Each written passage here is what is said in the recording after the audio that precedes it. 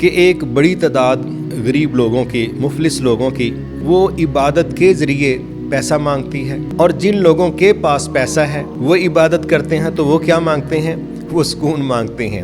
تو ہے عبادت ہی، مگر ایک طبقہ عبادت کے ذریعے پیسے مانگتا ہے اور پیسے والا طبقہ عبادت کے ذریعے سکون مانگتا ہے۔ میرا خیال ہے ضرورت دونوں چیزوں کی ہے، لیکن افراط و تفریط سے بچنا چاہیے اور کسی بھی چیز کو کل سمجھنے سے بچنا چاہیے۔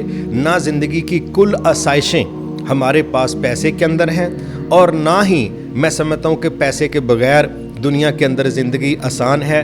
چیزیں دونوں ہی ہمیں چاہیے۔ وہ جو بات خوبصورت نبی صلی اللہ علیہ وسلم نے اور اللہ تعالیٰ نے ہمیں سمجھائی، ربنا آتنا فی الدنیا حسنہ وفی الآخرۃ حسنہ وقنا عذاب النار، یا اللہ اس دنیا کے اندر بھی کامیابیاں عطا فرما، آسانیاں دے دے، محتاجیوں سے بچا لے، آخرت میں بھی یہی سین رکھ، اور اصل چیز یہ ہے کہ ہمیں آگ کے عذاب سے بچا لے۔ تو یہ جو آخرت میں آگ کے عذاب سے بچنے کا فوکس نظریہ ہے، یہ دنیا کو بھی مینج کروا دے گا، آخرت میں بھی کامیابی کا مائنڈ سیٹ تیار کروا دے گا، اور اصل چیز یہ ہوگی کہ پھر ہم عبادتوں سے وہی وصول کرنا چاہیں گے جو ہمارے رب نے ہمیں دینا چاہا۔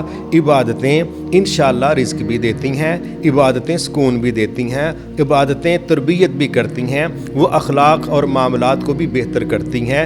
اس لیے انشاءاللہ یہ جو دو رنگ ہیں کہ غریب عبادت میں پیسے مانگتا ہے، پیسے والا عبادت میں سکون مانگتا ہے، بہرحال یہ رنگ تو دونوں ہمارے پاس نظر آ سکتے ہیں۔ انشاءاللہ ہم نے عبادت کے ذریعے رب کی رضا مانگنی ہے، وہ راضی ہو جائے گا، سکون بھی دے گا، پیسے بھی دے گا۔